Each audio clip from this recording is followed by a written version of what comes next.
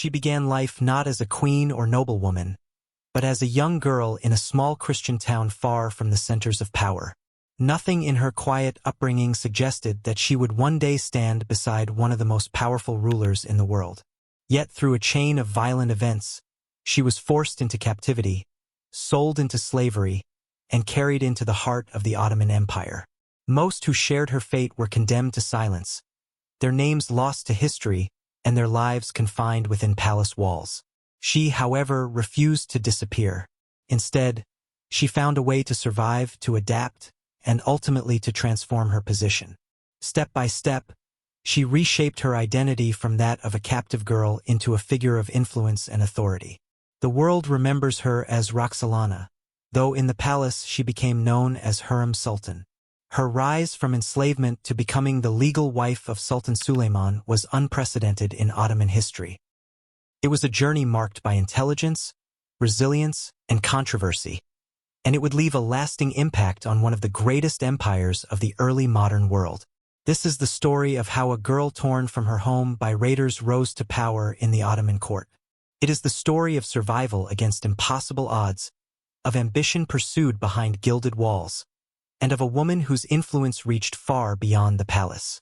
From obscurity to prominence, her life remains one of the most remarkable transformations in history. Roxelana was born around the year 1502 in a small town on the borderlands of modern-day Ukraine, likely the daughter of a local priest. Her early years would have been shaped by church life, modest routines, and the rhythms of a provincial community where expectations were limited. There was no sign that her name would ever extend beyond her village, and her destiny seemed tied to the simple world of her childhood. This ordinary life ended violently when raiders swept through the region, seizing captives in brutal campaigns that fed the empire's demand for slaves. Families were torn apart, children were bound, and entire communities were reduced to human cargo. Roxelana was among the many taken, forced from her home with no chance to resist. In that moment, her identity shifted from free daughter to a captive destined for sale. The journey south was harsh, marked by exhaustion, fear, and the knowledge that her future no longer belonged to her. Captives like her were marched for miles, traded between handlers, and treated as property to be priced in the markets of the empire. For a girl barely entering adulthood, it was a transformation as sudden as it was devastating. By the time she reached Istanbul, her old life had vanished entirely. In the Ottoman capital, she was placed within the palace system, entering the imperial harem that housed women brought from across the empire and beyond. The transition from village life to the palatial walls of Istanbul was not one of comfort, but of confinement. She had been stripped of her name, her freedom, and her place in the world. Yet from this position of weakness, she would soon begin a rise that no one could have predicted.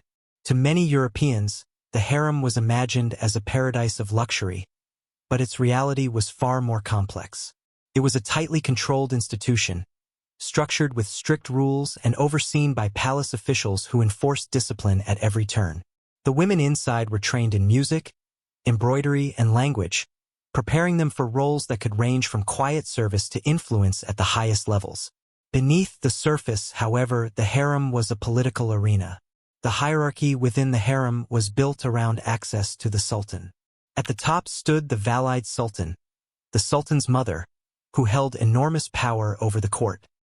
Beneath her were the favored concubines and the mothers of royal sons, each holding positions that could shape the empire's succession. For most women, life meant years of seclusion without recognition. For a few, however, survival meant rising above rivals in a contest of charm, wit, and intelligence. When Roxelana arrived, she was just another girl among many, anonymous in a sea of silks and rituals. Yet her unusual character soon set her apart. She laughed easily, earning the nickname Hurrem, the cheerful one, in contrast to the careful reserve of others. Her quick wit and ability to adapt to her surroundings gave her an edge that drew notice. Before long, her presence reached Suleiman himself, and her fortunes began to change. Unlike so many before her, Roxelana's time with Suleiman did not end with a fleeting encounter. Her personality and intelligence left a lasting impression, and she became more than just another concubine. She began to hold his attention consistently, creating a bond that was visible to all within the palace. In an environment where favor was currency, her ability to captivate the Sultan marked the first step in her extraordinary rise to power. At first, the palace may have assumed that Roxelana's influence would fade, as countless favorites before her had enjoyed only brief moments of attention. But in her case, the bond with Suleiman grew stronger over time, defying the expectations of the court. Her laughter, intelligence, and ability to converse with him on matters beyond pleasure distinguished her from others. She was becoming not only his companion but also his confidant. Her rise culminated in a decision that shocked the empire. Suleiman made Roxelana his legal wife. This broke with centuries of Ottoman tradition, for sultans had avoided marriage in order to keep political alliances flexible and prevent one woman from dominating the court. By making Roxelana his wife, Suleiman elevated her above all rivals and changed the balance of the harem forever. The empire watched in astonishment as a former slave became a queen. This marriage carried significant political consequences. It gave Roxelana unprecedented authority, ensuring her children would be legitimate heirs to the throne. It also signaled that her role was not temporary but permanent, with direct influence over the Sultan himself. For Suleiman, it was a personal choice born of affection, but for the empire it was a revolutionary act that rewrote the traditions of Ottoman power. From that point onward, Roxelana was no longer just a favored concubine but a central figure in the political life of the court. She bore multiple sons, strengthening her dynasty's claim to succession, and positioned herself as an advisor whose words carried weight.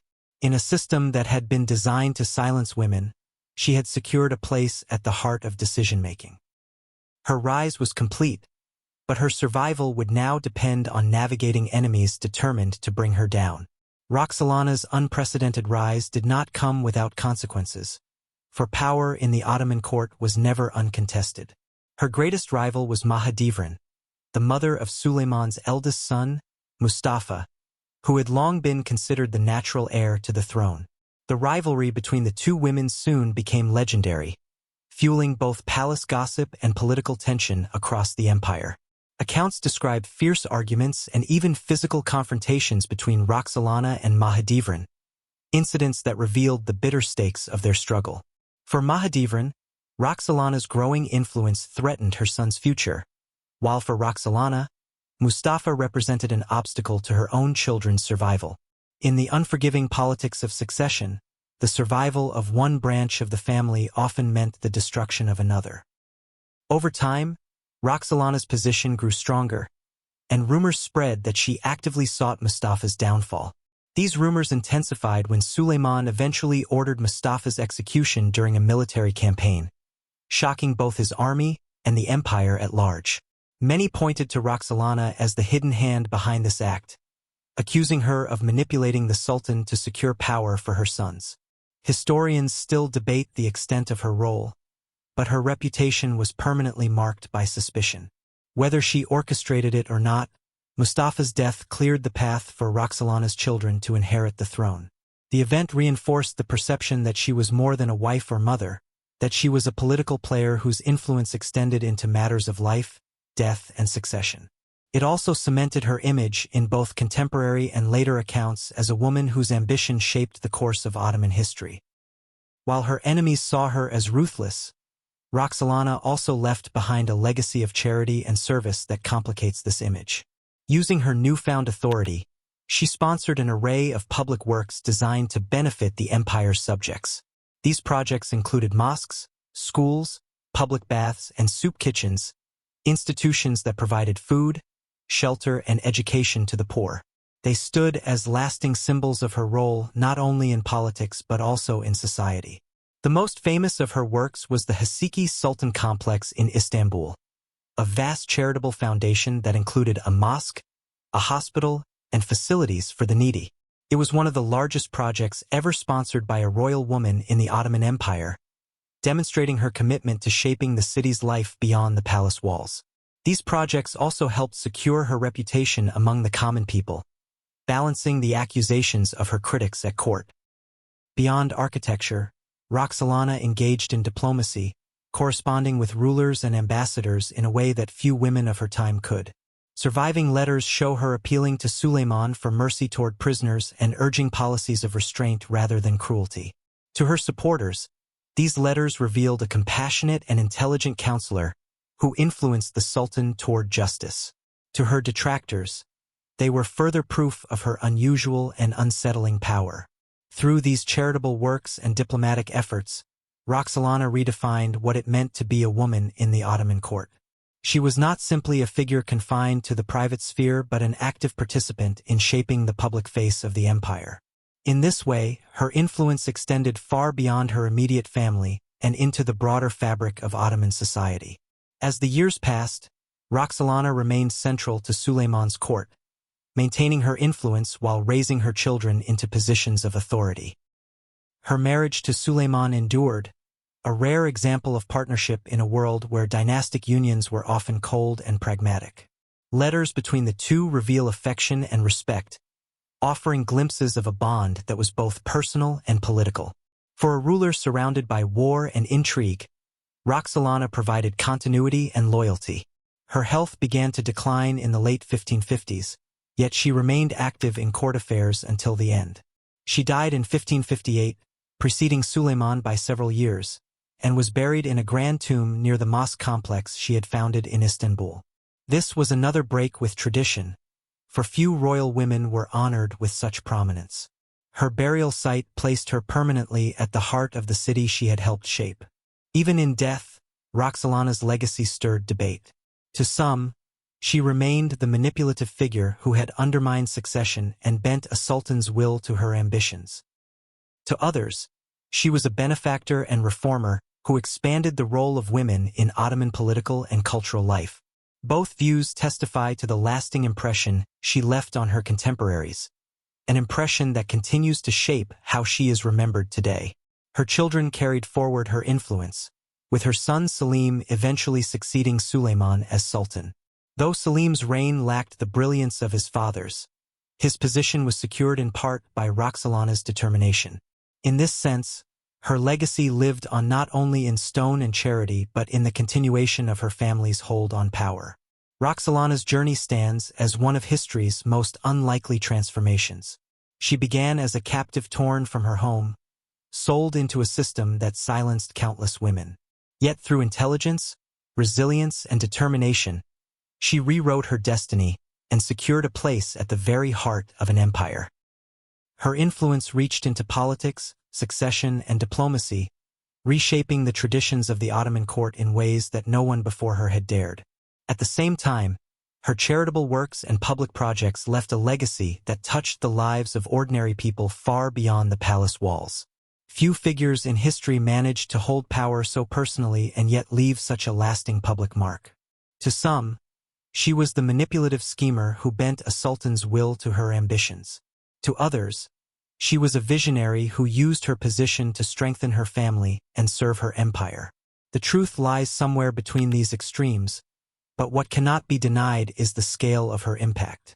From a nameless captive to a queen buried in one of the world's greatest cities, Roxelana's story is proof that power often emerges from the most unexpected places. She remains, even centuries later, a symbol of survival against impossible odds, an enslaved girl who rose to become the most powerful woman in the Ottoman Empire.